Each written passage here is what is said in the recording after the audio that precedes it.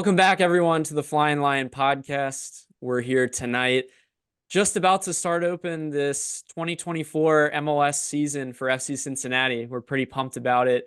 We got a busy week ahead. We got 3 games in about 6 days, so a lot to talk about, a lot to unpack tonight.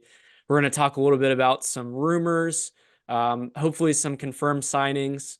We'll get into a little bit of the canvas kit, which I'm rocking tonight for those that are listening. Check it out on all platforms now that it's out and available. So we'll give our thoughts on that. We'll give a little bit of a rundown of the preseason game against New England this past week. And then in the second half, we have a nice Champions Cup preview. We'll kind of lay out what that tournament looks like, so everyone's kind of familiar with that. And then we'll do a little bit of a Toronto preview for our first game. So a lot to talk about tonight, but like I mentioned, first things first from last week news. Tom Bogert confirms that Luca Orlano is confirmed as a signing for FC Cincinnati. It seemed like, for a while there, we weren't going to get this. Still haven't gotten it from the club, but at least Tom Bogert's confirming it, so it's looking more like it's real. Again, all things kind of point to him being a right wing back for now with Barrial, being on the left. He did score in last game, guys. So kind of interesting to see, the trialists, they kind of sneaked a clip or a video, a meme there. But then Bogert also in the same tweet is kind of confirming that we're also going after other players. So kind of leading into that, guys, I'm going to kind of hit a little bit of these big announcements. So going back to last week, we also had Marco Angulo with a possible loan. So when he's talking about bringing these new guys in, we might have Angulo that, a young player that we thought was going to be this promising guy be loaned out. Sam, I saw that, he wasn't subbed in on the last game, and it seems like Pinto might have taken over his spot. Do you have anything that you want to comment on with that? Yeah, I'm just wondering if, it seems to be one of those things where, this preseason, he just doesn't seem like he's progressing like they would have hoped.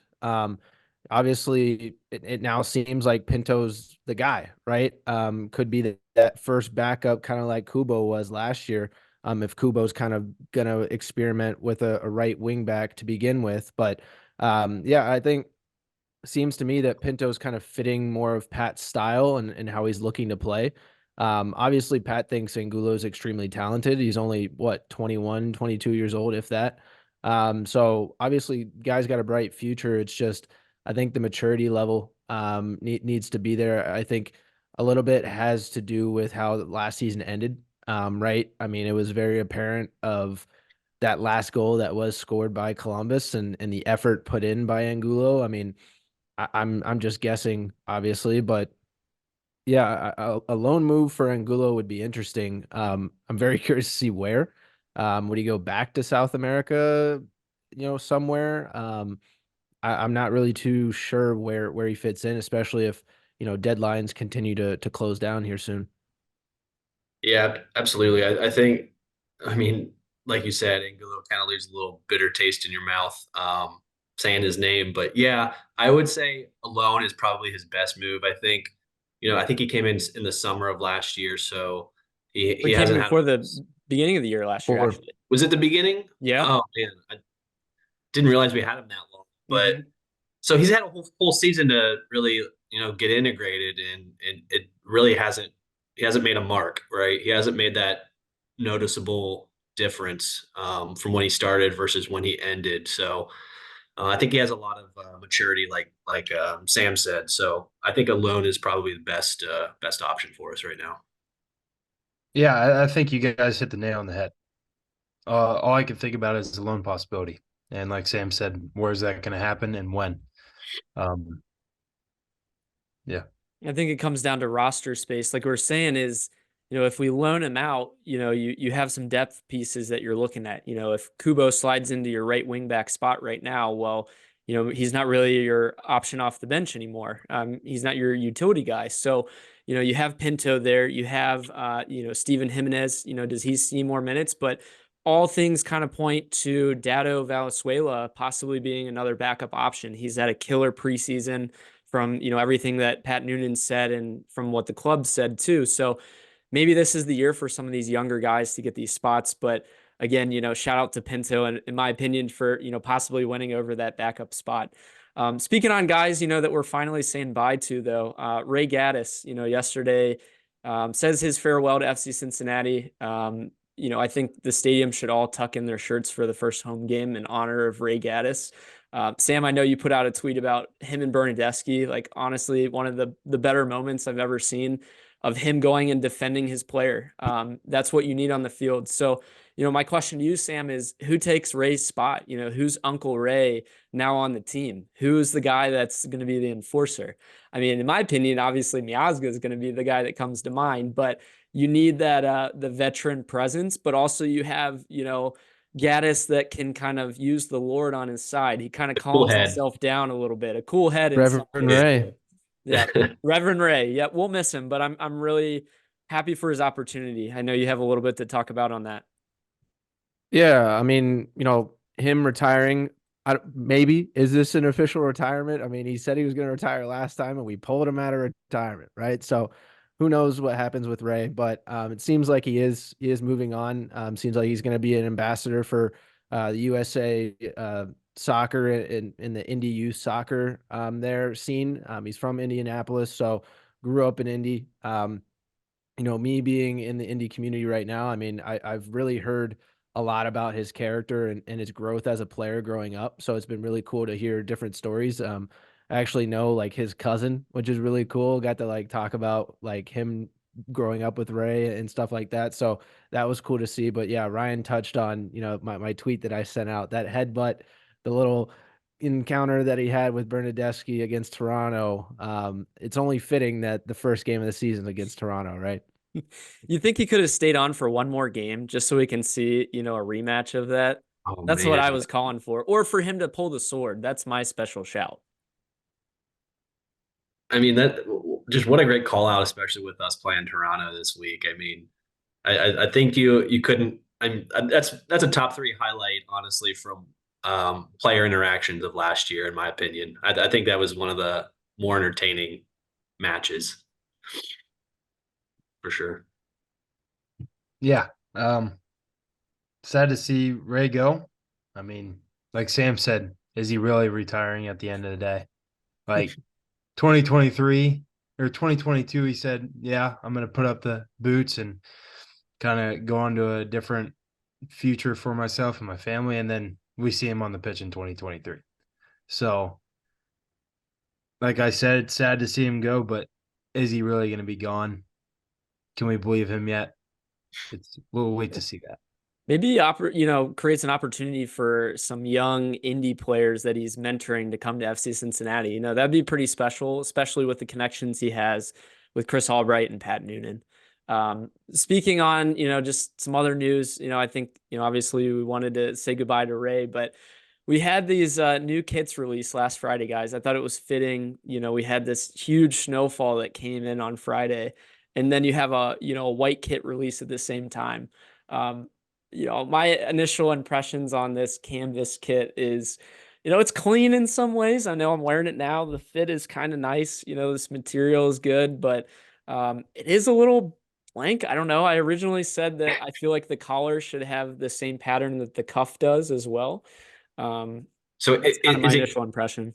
Is it creamy or is it white? It's off white. I would say it is more creamy, but on the screen right now, it's looking fairly white right now. But if you look at it in person, it does have kind of like a creamy kind of appearance to it. FC Cincinnati had this event this past Friday.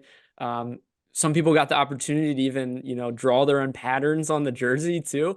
I don't know how many people want to do that with their actual, $170 jersey, but kind of a unique opportunity. Let's maybe see if some artists around, draw on it. I know they did at the event, but for a game or something, let's have some special design for the players, or, if they're really going to, raw out a canvas kit. I think everything that they were leaking had kind of rumored it to be, a paint splash. And I was waiting on that. I was waiting for the different, paint brush marks and everything, but we didn't get that. So it was a little disappointing in some ways. I don't think it's our worst one. It's pretty clean though overall. Sam, any initial impressions? Yeah, obviously initial impression was the first time I saw it, but the more I see it, the more I'm kind of warming up to it, to be honest with you.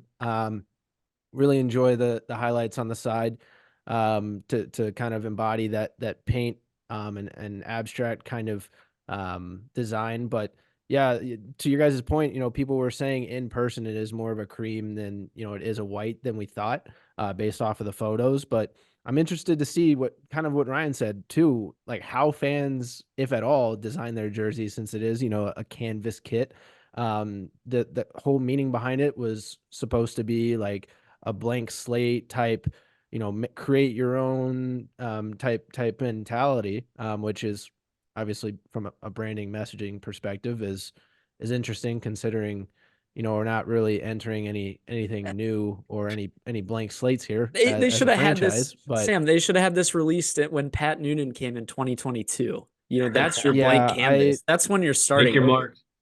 That's when you're starting over. I'm not too sure why they came out with it now, but once again, not the worst kit that we've seen FC Cincinnati come out with.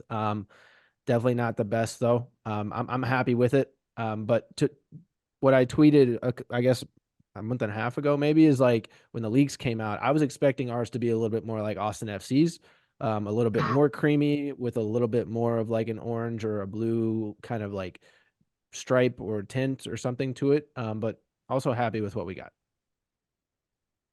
Yeah, I would say initial impressions, meh, like Sam said. Like nothing screams like nothing stands out really. I mean, I keep always like looking at the little diamond or the triangle. I think that's a cool little piece that really stands out to me. I like the border on the shorts too. I think that's really kind of cool touch that they added. And then just really like you said, the highlights. I think it's on the Adidas stripes on your shoulder. It's got like the orange outline, which had cool little detail, but um, you know, a white kit's a white kit. And make the way they sold it is just hilarious to me, but that's neither here nor there. But $160 for a white kit is kind of steep in my opinion.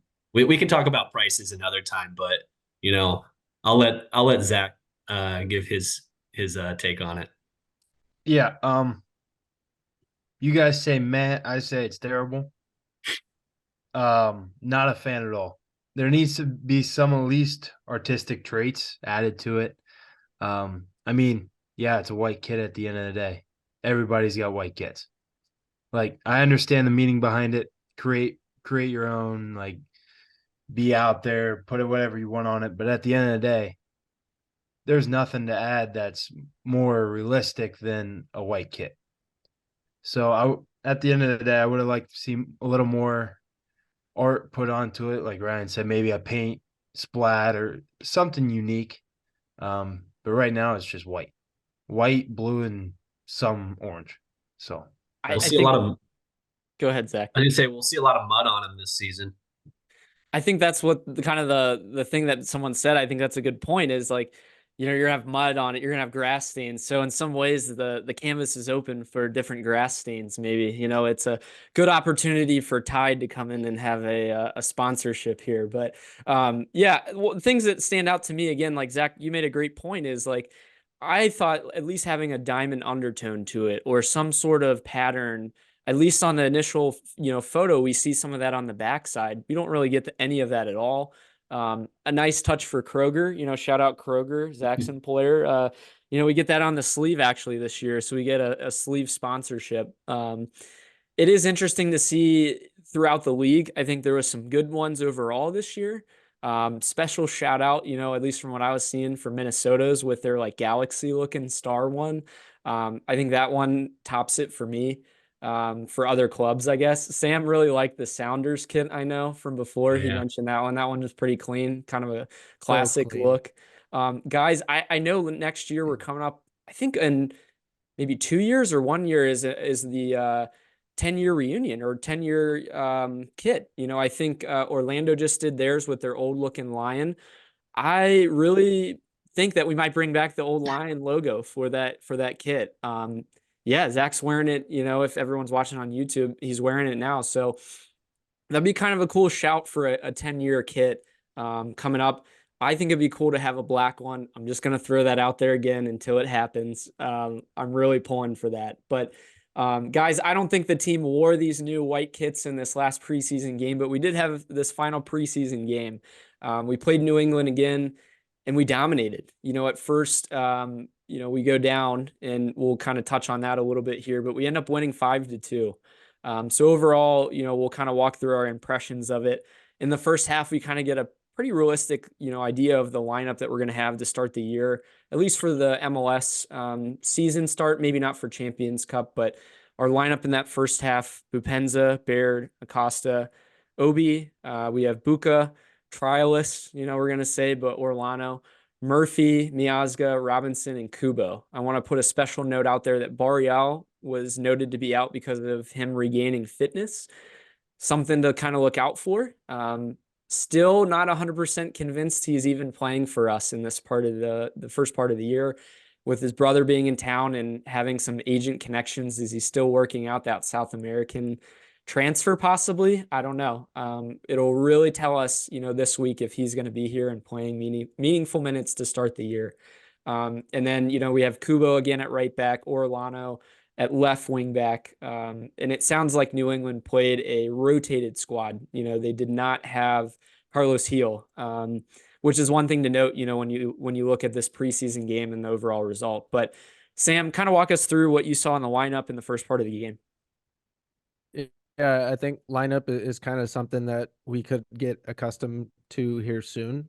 Not going to give anything away because we got to do, possible lineups for the Toronto game and maybe even the Champions Cup game. But yeah, I think Barrial being out because he's regaining fitness or something, I think it'll be interesting to just see what happens with his situation as the season goes on. I think that'll be hopefully something that doesn't really pull the team back and takes attention away from anything that the team is doing.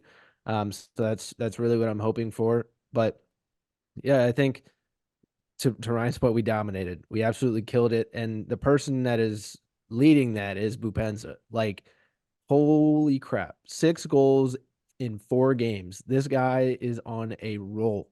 Like, I hope it doesn't, just wear off when it comes to the regular season. I hope he can keep it going. But my goodness, he's on fire right now, and he's definitely playing his way into, MVP conversation, or possibly at least, the best 11 for, the end of the year. Yeah, I absolutely on the Bupenza front. I think the Bupenza and Baird duo, I think people are going to be very surprised with Baird. I think he's going to bring a lot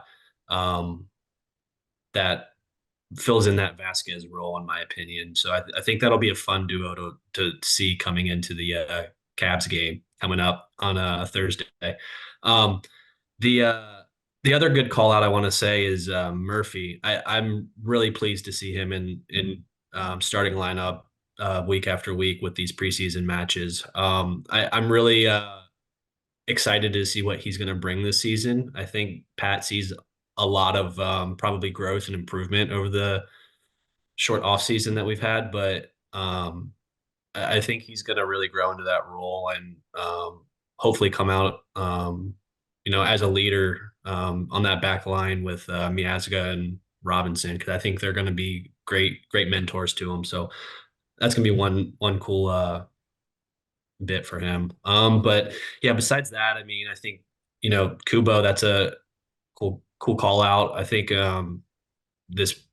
his recent match, or just seeing him in practice hitting those curlers. I think he's going to be really fun to watch as a right wing back. I think he's going to be able to take a lot more shots that he didn't otherwise take. You started to see a little bit more in the end of the season, but yeah, I think he's going to be fun to watch there. But other than that, yeah, it was a fantastic match. Lots of goals. I think we're going to have a high scoring goal differential this season. So we'll see. Yeah. Obviously, if you look back at the box score, very slow start for us. We go down 0-1. And then all of a sudden, the second half comes around and we're just shooting lights out. Like, goals are going to start flying, I think, throughout the season. Like Zach said, goal differential is going to be huge, I believe. I mean, I feel like we may be giving up a lot of goals this year, just depending on what the lineups looks like day in and day out. But overall, goals are going to start flying. I mean, like you guys said, Boop has had 6 goals in 4 games. Like, I I can't wait to see what he continues to do, and hopefully he's not at a stunt where it's just I'm on fire now. I'm gonna back off. Like I hope he keeps going, and I hope this fire of goals keeps continuing into what we know as the Champions Cup.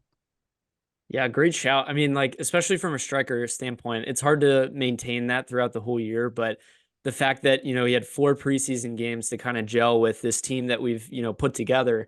And he's already showing that, hey, he can score in a lot of different ways too, I think is important.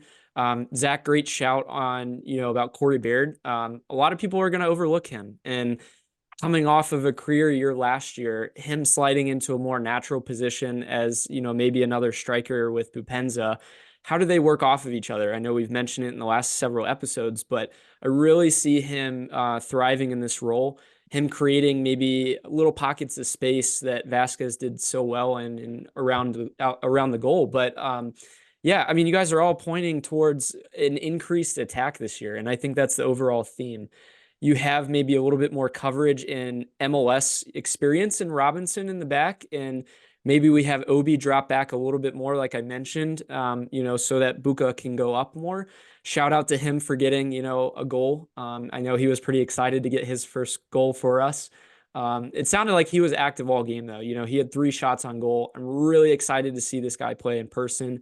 His pace is really going to keep, catch people off guard, I really think. And that lineup, imagine, trying to guard Obi, Buka, and Acosta. And then you might have interchange between Orlano coming inside and Acosta drifting out wide and Bupenza, running through for Buka to play him through balls. I mean, it is like lick your chops moment for attackers. Me being a natural attacking guy, it's like, I would love to play with all of these guys. They're all so creative, and we lack creativity in the last year.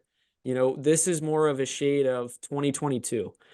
Our defense wasn't the greatest back then, our center backs, but an increased center back role, this year, and really, all out attack in some ways. Zach, you're right. I mean, it's going to create a goal differential situation where can we outscore the other team? Do we have enough of outside backs that can get back, because teams are going to try to flank us. I really think that's where they're going to try to attack us like Columbus did last year. So how we kind of figure that out early on in the season is going to be important. But guys, I think we were down, at least in the 4 preseason games. I think we were down in 2 or 3 of them, and we ended up coming back. So resiliency already is an important kind of shout out in that. Zach, you kind of touched on, Murphy.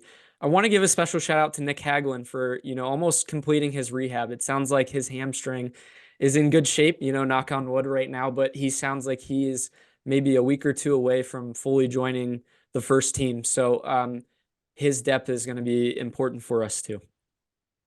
I think it's the coffee.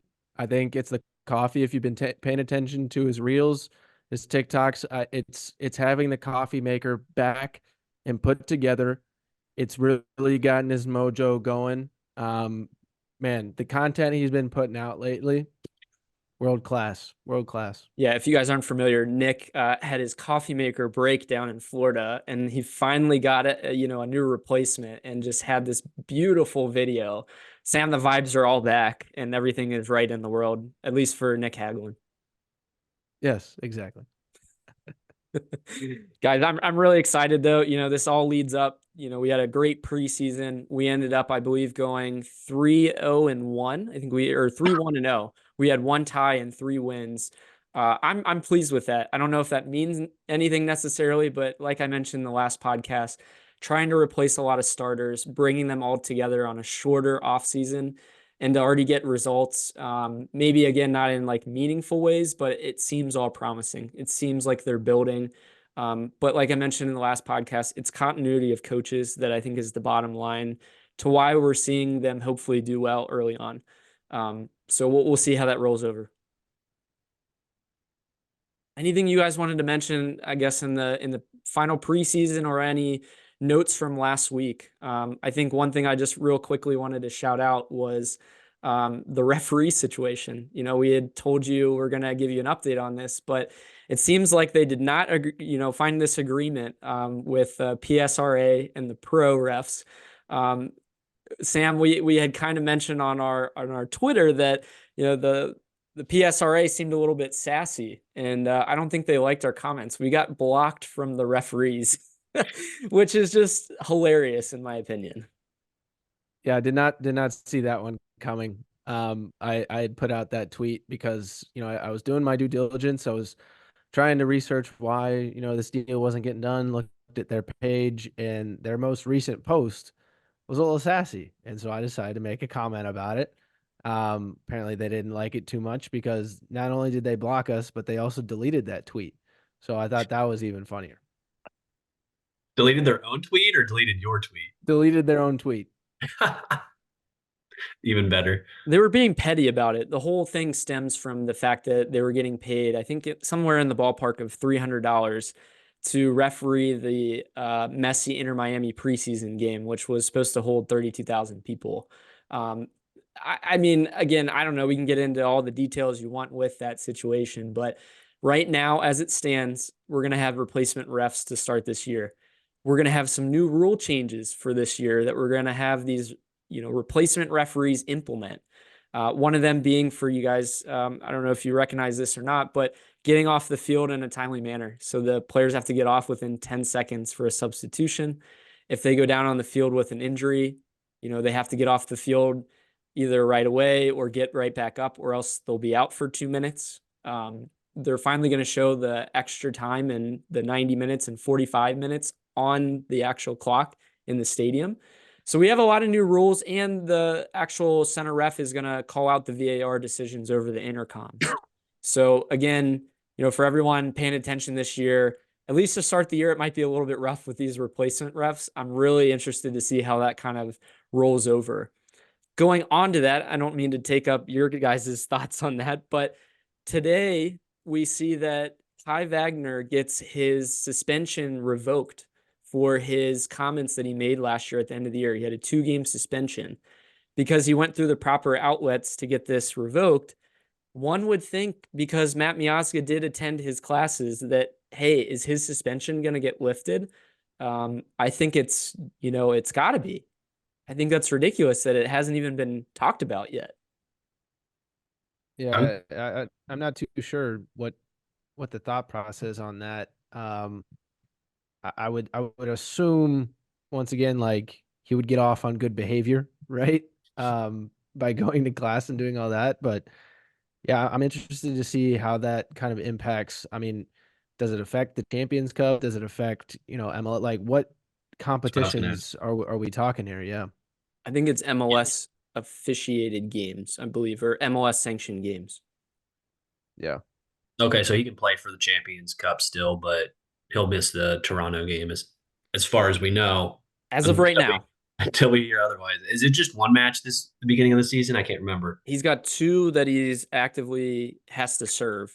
But again, so did Kai Wagner, and he had his revoked for doing all the things they asked him to do. So, it all leads to, I think that Miazga should either have a reduction down to 1 game, like, all right, fine, we don't need him for Toronto. But at least, 1 instead of 2. I think it's ridiculous at this point. We still haven't seen any video. The people that accused him are on strike with the pro referees, so they're not even going to be a part of it. And then, he went through all the things they told him to do, and we still haven't had any of that. Sorry, can we just talk about a little bit his the video for releasing the kit with him like painting, like knocking on the thing and painting over the thing, just like him knocking at the door, giving pizza to the refs. I saw that meme and I just had to call that out. That was pretty great. Shout out to, I think it was No Content FC Cincinnati on Twitter that made that one. That was pretty good. The other thing, part of the kit release, or I think it was, they were interviewing Matt during the MLS Communications Day. Did you guys end up seeing this? If you haven't, go on Twitter and look at this. But they asked all the players who was their most famous contact on their phone. And Matt Miazga said Christian Pulisic, and so did Walker Zimmerman of Nashville. And so they said, well, will you FaceTime him right now? And so Matt said, sure, I'll do it. And Christian picked up and he talked to him. And then they cut to Walker, and Walker just, his face is like, yeah, he didn't pick up. So You I think, just caught him at a bad time. You right. caught him at a bad time, I swear. Yeah. Yeah, for sure. Wasn't because, Matt Miazga is better or has, more pedigree or anything like that. I mean, probably also like 6 hours ahead, right? Were they both at Chelsea at the same time? They were not. I guess I think it was like one season off. Miazga was a part of their organization, but he was on loan. Okay. So I don't think they might have trained together, but obviously, through U.S. men's national team, they know each other pretty well. Yeah.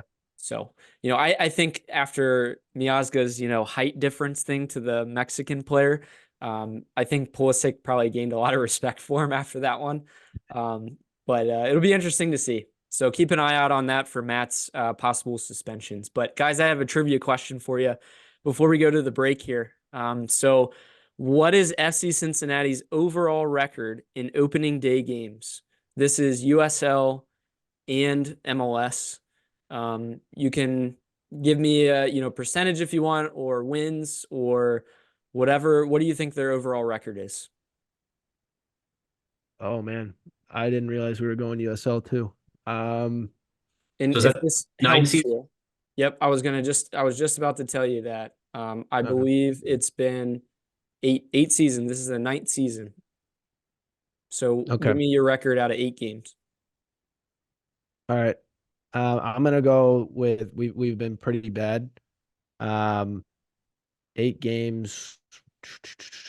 I'm gonna go with 2 wins, 2 draws, 4 losses. All right, Zach.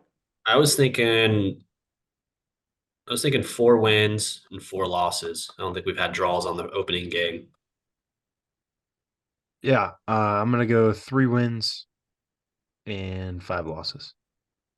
All right, well, stay tuned for the end. We'll give you guys the answer. We'll be right back. So Agility is a technology-driven soccer training facility. So we offer 6 facets of training. That would be Tech Touch with ball launchers that work on your first touch, the TSZ, which is the ESA equipment and working on decision making. We also have a circuit. Circuit training would be taking the ESA equipment to the next level. It's kind of like a soccer obstacle course. Then we offer neuroscience training with our reflection tools, working on processing things a little bit faster, hand-eye coordination and such. We offer skills classes, which is your typical core skills training. Lots of people still enjoy that, so we work on a lot of attacking 1v1 skills. And then we also offer athlete development. So our athletes come here and they work on speed, agility, quickness, explosive movements, really just learning how to move and function a little bit better as an athlete.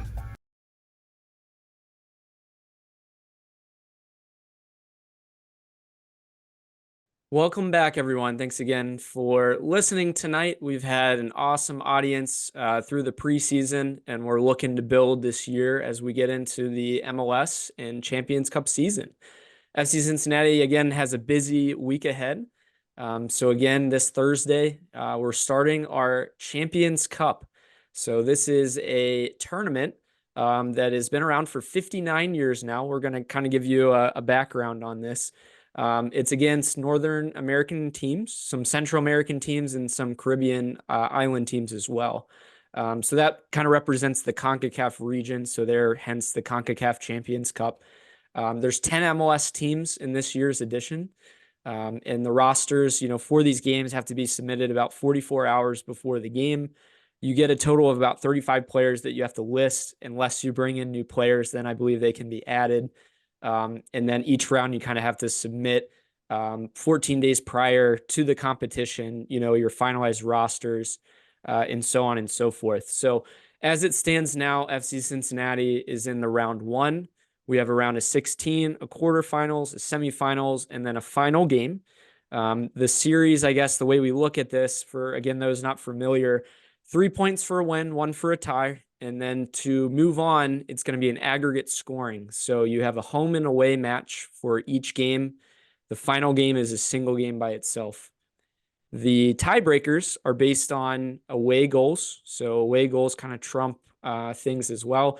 And then you can get really specific about yellow cards and fair play rules and all of that. But just understand that, there's 2 games really. So therefore, again, like I mentioned, this Thursday, we play Cavalier FC, Jamaican team. We're going to go down there first. And the reason why is we're a higher ranked team. So we're going to go down there. And then the following Wednesday on my birthday, we have a home game for that. And that makes up the first round games. So Zach, you got a couple points here I know you wanted to make about these yellow card rules. It appears that the 2 yellow cards in 2 matches will equal a 1-game suspension. After round 1 and after the quarterfinals, that rule kind of gets wiped and you start over fresh again. It's kind of interesting. Yeah, I thought that one was a bit different than it normally is. I feel like that's a very strict rule from previous tournaments even. I think that one, I think we're going to be talking about that one a lot if we continue down this tournament. I mean, you've got Miazga, Obi, Robinson even. I mean, hard defending CBs. I think our yellows are going to be accumulating a bit.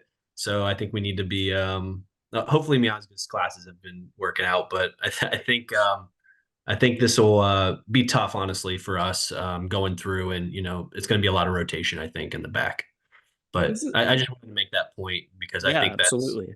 that's 2 yellows in 2 matches is tough. Yeah, I mean, in any tournament, right? Again, this is intermixed, between the MLS season. So the final game will be June 2nd of this year. So we'll have some MLS Cup or MLS, I should say, regular season games kind of between then. And then we're going to kind of intermix this. It doesn't sound like US Open Cup's having, at least established right now at this moment. But we have these 2 competitions that we'll be in. The final game, guys, is kind of interesting, is a neutral site game. But CONCACAF, based on the rankings, can allow for the higher rated team to be the home team. So it's kind of at their discretion if they want that team or not to host it, which I just think is fascinating. I don't know if that's written based on, if Cavalier FC, this Jamaican team with this smaller, stadium, if they end up making the final, does that mean, CONCACAF says, hey, we're actually going to go to a neutral site with a larger, venue to make more money? I just kind of thought that rule was fascinating. But Zach, another point that we wanted to make was, the ranking system. So how we got seeded based on this, it's kind of, based on, again, the rankings in CONCACAF, where you stand, which is, again, a product of league standings, cup standings, and things like that, and how they come up with this. FC Cincinnati is a little bit lower than I would have expected. I think they're sitting at like 12th or 14th right now. For winning Supporter Shield, that is kind of low, and there's some other teams. Is it 13? 13. 13. So yeah, I mean, kind of low compared to some other MLS teams. Philly's ahead of us. I think Nashville's up there as well. And it's like, okay, that's kind of fascinating.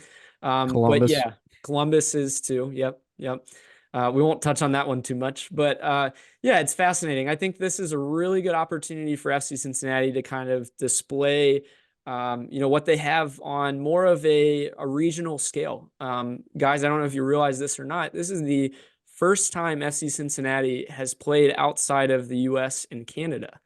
Little fun fact there. They've never played in Mexico. They've never played in some of the other places. We've played those teams, but we've never played in those countries. So, I'm really looking forward, at least on this Thursday, to see FC Cincinnati support in Jamaica. I know there's several people that are going down for this game. So it's going to be pretty awesome. But overall, if we look at a grand scheme of what this means, I know we're a little bit all over the place, but what's at stake? Why, are we in this competition? We have a chance to make it to the Club World Cup in 2025, which would allow us to play against all of these great teams in Europe and possibly South America, potentially over in Asia as well. But, we're talking Real Madrid, Manchester City, we're talking these greats, down, in Argentina, you have Boca. We have such an opportunity to play these great teams. and we actually would host it, in America. This tournament, the Club World Cup in 2025, is in the US. So would be pretty special to support FC Cincinnati, against like Real Madrid or something if we end up winning this. So it is a big deal. And I think that Pat's going to prioritize that. Now, more recent based on today, we'll kind of get into FC Cincinnati's road now and, some of the experience we have. One thing I just wanted to kind of comment on is Pat Noonan said that there's going to be some guys that won't be available for this upcoming game on Thursday. So that's something to look at. Our road as it stands would again be Cavalier, possibly a rematch, or I guess not a rematch, but a reunion with Brandon Vasquez at Monterey. That would be our possible next game. And then possibly after that, if we went against Nashville or Inter Miami, depending on how those results kind of shake out. So a lot of cool storylines as we kind of go along, but as Pat Noonan likes to say, one game at a time. Sam, anything you're looking at, in FC Cincinnati's road or about this tournament in general? Yeah, I think, I see it all the time, and it's going to be very tempting for us to look ahead and look at the reunion possibly with Brandon Vasquez. Let's not get ahead of ourselves. Like let's take care of business. Let's take care of Cavalier. Don't want to overlook a little guy down in Jamaica. You had touched on, them having an extremely small stadium. They'll be playing, FC Cincinnati will be playing in Jamaica at a stadium of a capacity of 3,000. To give you a little bit of an equivalent, that would be equivalent of a USL 1 or USL 2 kind of stadium. I believe their home stadium is adjacent to the national team stadium. And for this game, I believe they're playing in the national team stadium, however. I thought that originally, but I think that's the case. Might be a little bit bigger than.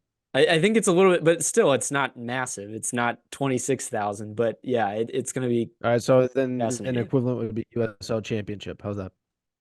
Perfect. I think to kind of lay this out for you guys to tell you how crazy this is. Last year in a CONCACAF Champions Cup game, there were dogs running onto the field in one of the games. So anything can happen in these games. The field, the pitch, might be a different surface or very bumpy, or who knows what kind of surface they're going to play on.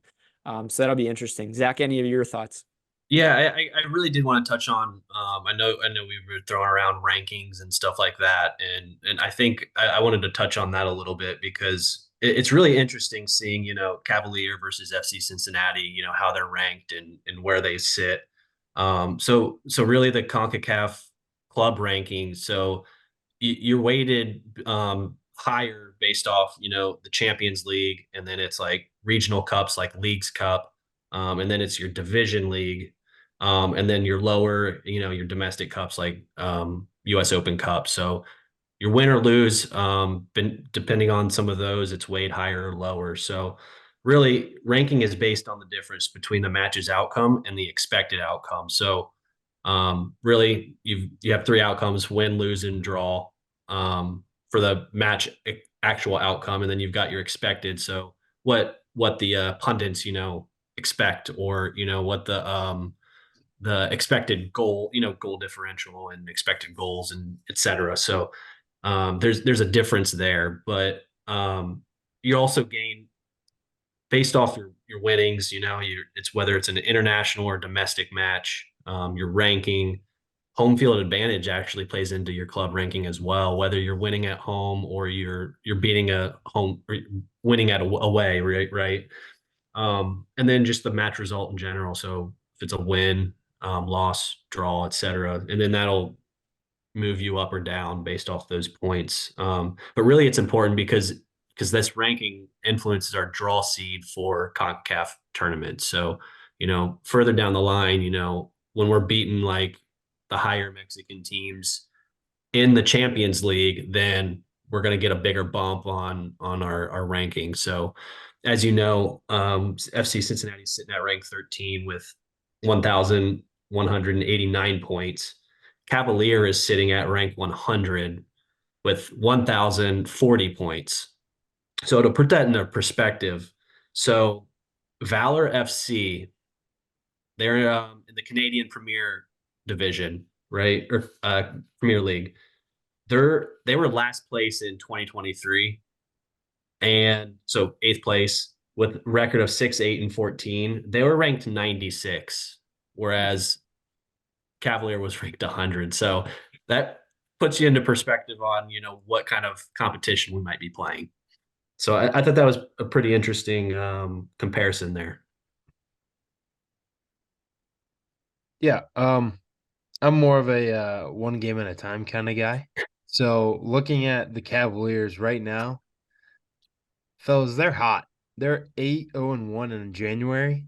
And going to Zach's point, the competition level may not be up to par like it is in the Canadian Premier League or the MLS. But when you got a team that's 8-0-1, that's sprays confidence for that club. So that's one thing to think about. Their only tie was Tivoli Gardens, which I know nothing about. However, I do know they are worse than the Cavaliers, ranking wise. So, I mean, we're looking at a team that's a 2-time Jamaican champion in 2021 and the 80-81 seasons. It's a long time ago. Very long time ago. Very. So, when you look at some of their top rivals they just got or have gotten in the past couple of years, Nicholas Hamilton doesn't do a lot for me, and Dwayne Askins. So at the end of the day, like Zach said, we're playing a subpar team, and let's just sweep them up and get out of there. Yeah, I mean, great, I guess, stats on that team too. I mean, they've been around for a while. I didn't realize that. And Didn't it know sounds they got like, a football player there. do they really? Yeah, Dwayne Haskins. No, Atkinson. Let me repeat that. Atkinson. Yeah, I don't think any of them. I was looking at their transfer market, values. I think the highest one is like 50,000 or something like that. So only 3 of their 33 rostered players on the CONCACAF website are not Jamaican. That's fascinating. I mean, yeah, I mean, they like to keep their own, and that's what that tells me. They really enjoy their football or soccer down there. They're apparently a pretty direct team from what everyone is saying about them. And if you go and look on their Instagram, they're calling this the game of the year, against FC Cincinnati. So will kind of be interesting to see as our first, game of our official season to see. But guys, I think we bring a lot of experience into this tournament. I mentioned it on a prior podcast. We have 7 players with Champions Cup appearances, totaling, I think, 26 total. Alvis Powell has the only goal in the Champions Cup or Champions League at the time with players, that have appearances. So I think Alvis Powell is going to play and start, honestly. I feel like Pat goes with an inspired Alvis Powell playing in his home country. They're playing in Kingston, Jamaica in their national team stadium. So I would imagine he's going to have a lot of people there. I would imagine Omar Cummings is going to be there too, being the Jamaican that he is too. So it's really kind of exciting, some of the storylines that we have about this and having them come to Cincinnati too. What does that look like in terms of their fans coming to see their team play? We'll touch on that, possibly next week on after this first game. How does that change Pat's, mentality going into it? I really think, this game Thursday sets the tone, like we mentioned, and with having some guys out, you might see a little bit of a rotated roster, but still a solid one because they're building towards Sunday's game. Maybe we don't get every single guy in every position, but I hope it's enough for us to pull out the result. Just as we see the U.S. go down and play in Jamaica or some of these other, countries, it's difficult. It's a loud environment. It's on a tough pitch. You have some travel that's involved with it too. They're not going to be easy games by any means. We see that with the U.S. and the way that they play. So let's get ahead of it. Like you said, Z, let's score early and often and put them away. And then, we'll start thinking about Monterey after that. But any final thoughts on Champions Cup that you guys have? No, not particularly. I mean, you had mentioned though, we got another game on Sunday though, right? So to touch on and preview that, because once again we got. Can I make one real quick? If you're going to segue to the Toronto game, for all FC Cincinnati fans looking to watch Champions Cup, It's going to be on Fox Soccer. So FS1 and FS2 is going to be your best way to see those games. I don't believe they have them on Apple TV this year because it's not a MLS sanctioned one, but look out for FS1, FS2. Sam, go ahead and transition us now. No, yeah. I mean, we got Toronto coming up for the first MLS game here on Sunday. So we got a 2 for you on this episode. Looking at the all-time series, we're ahead. We've actually had no draws against them ever, which is pretty interesting. So we're 6-0-4 all time against them in the MLS. Last season beat them twice, 3-0 at our place, and then 3-2 to win the Supporters Shield against them up in Toronto at BMO Field. But the last time that they had actually beat us was September 29th, 2021. And that was a 3-2 win for them in front of, I believe it was kind of a post-COVID crowd. It looked like the last time I saw there was only like 5,000 people in attendance, which maybe that's the regular attendance for Toronto FC games. But I mean, it is what it is. But yeah, that's the next game we got coming up, and I'm interested to see what the guys think. Yeah, so with coming out of Cavalier game, if we lay it on them, get high scoring, rotate, maybe halftime or little like a 70-minute or 60-minute, heavy rotation. I think we'll be able to come out with Toronto like full speed. I think with Toronto, it's because you're going from Jamaica all the way to Canada in 4 days time, right? So that's a lot of traveling. Aren't we playing at home though? I thought this one was is it not away? That's a home game. It's a home game. Oh, damn. What was I thinking? I don't know what I was thinking. Anyway, but still, I mean that's a lot of traveling in 4 days, and turning around.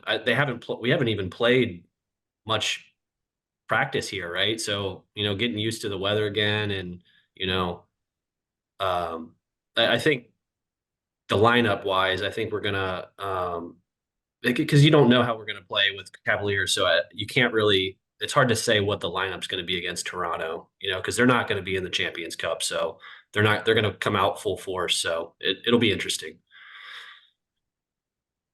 Yeah.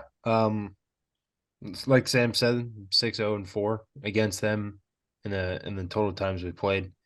I wasn't sure if you guys noticed or not, but they recently got Kevin Long, which I think is a huge pickup for them as a defender piece. So I would be interested to see like what kind of role he would play playing against an FC Cincinnati team that hopefully sweeps the Cavaliers under the rug, and then see how they can stop us from there. I have been looking around Twitter, also known as X, and I recently came upon some chirping from LAFC fans about their jersey reveal kits for the 2024 season, and how it's kind of an OVO color combination. And I'm really confused why Toronto didn't pick this up, meaning that some sort of Drake atmosphere would be in the aroma, the atmosphere. So that's their beloved guy up there, and I'm kind of confused why Toronto didn't pick that up and LAFC beat them to it. Yeah, I don't know if Drake doesn't see soccer the same way. I mean, it sounds like he's a big Toronto Raptors fan, but yeah, they're missing out, man. Toronto FC is down bad, especially with how bad they've been in the MLS. I think their jerseys are also hot garbage this year, so go and check those out. Their white kits are worse than our white kits. So yeah, we might see that on Sunday as well. So I don't think we're going to have a white on white situation, but maybe you get to see their terrible kits. No. But anyway, going back to the lineups. Yeah, you guys make a good point. Coming off of Cavaliers game on Thursday. Yeah, Zach, you're going to get more of your traditional MLS type roster or lineup, for that. Big things to look for. Left wing back. Is it Barrial? Is it Orlano?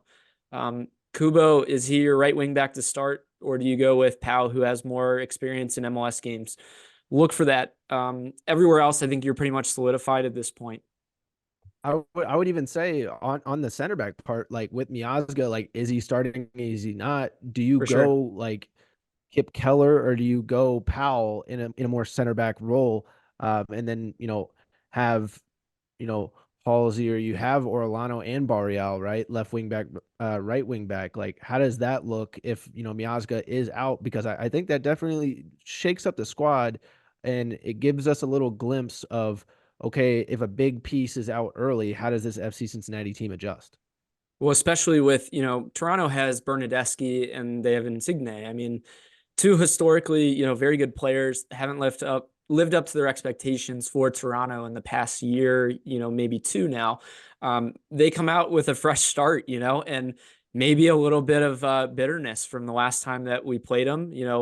The last time we beat them, like you guys mentioned, we beat them and we won Supporters Shield at their stadium. That's also the game, if you guys remember, that Insigne was in the stands and arguing with fans too. So you have that part. And then you have Bernadeschi and the Ray Gaddis situation too. So there's a little bit of some heat between them, or, from recent memories in the game. So does that play into things? Probably not, but. It doesn't matter if they have Bernadeschi or Insigne because they're coming off a wooden spoon win. So, True. That's all I'm saying.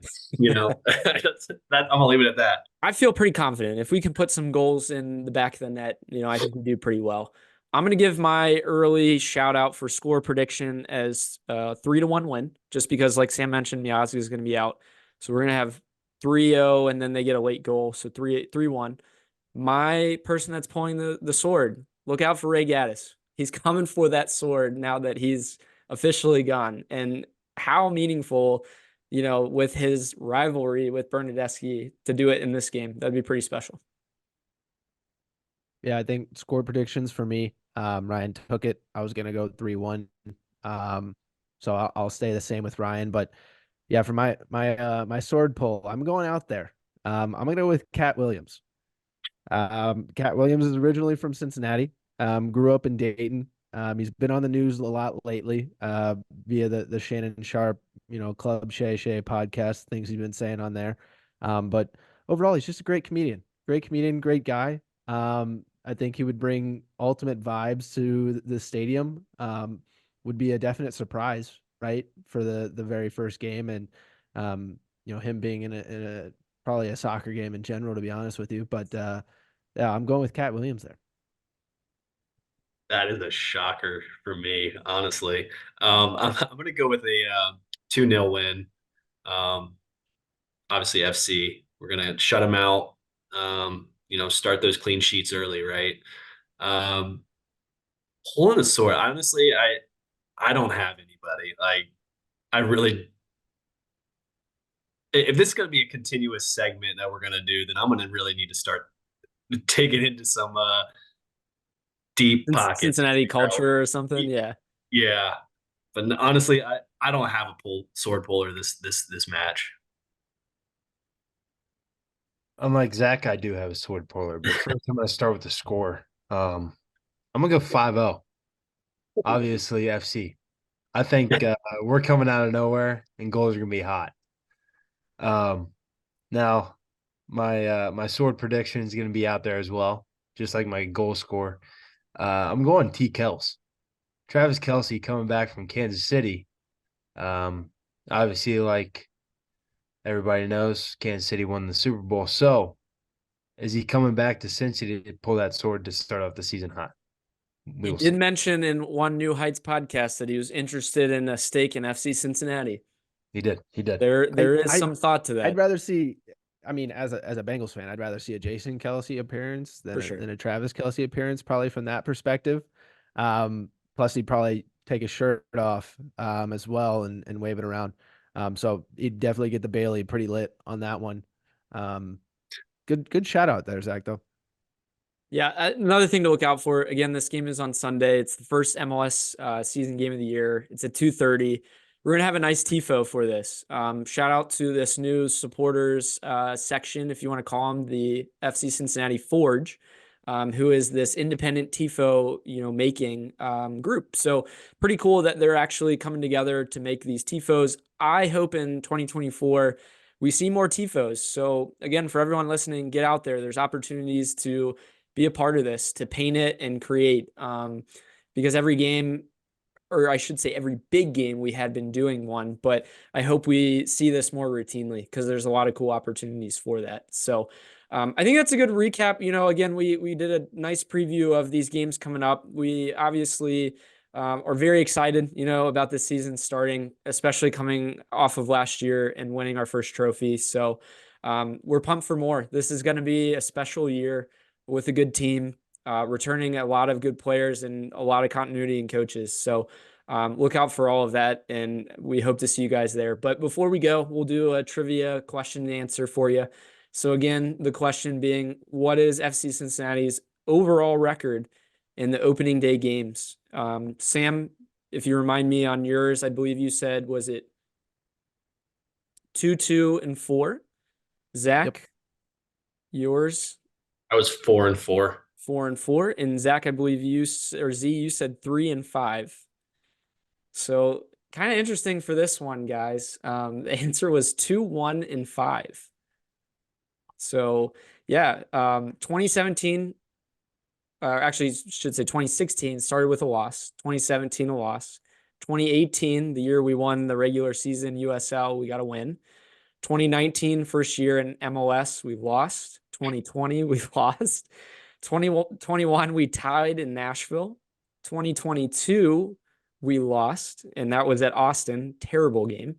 In 2023, we got the dub against Houston. So a nice 2-1 win at home. So only the, second time, I believe, in the MLS that we've actually, started the year at home. But we're hoping to get a win and to start this year out right. Hopefully by the time we see you guys next week, we'll have 2 wins in 2 different competitions. But thanks guys again for joining tonight. And thank you everyone who's listened. We'll see you guys next week.